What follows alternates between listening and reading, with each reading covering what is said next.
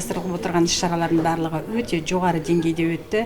Талай нәрселерді үйрендік. Әсіресе мектеп туған тәрбиелеу бағдарламасы бойынша ата-аналармен жұмыс бізге өте тиімді жақтарынан көп пайдасы тиді деуге болады.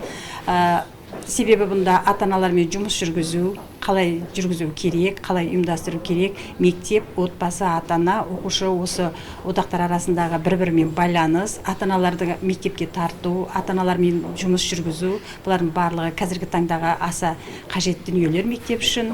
Содан кейін психологиялық деңгей бойынша оқушылар арасындағы қазіргі кибербуллинг ең өзекті тақырып болып тұрған дүние. Осы бойынша қалай алдын алу керек және болған жағдайда қалай жұмыс жүргізу керектігін көрсетті. Одан кейін әрбір деңгей бойынша 9 класстарда мамандық таңдау, қалай таңдау керек, балаларға мамандық таңдау бойынша қандай бағыт-бағдар беру керек. Тігі жөнінде жақсы таныстырымдар болды.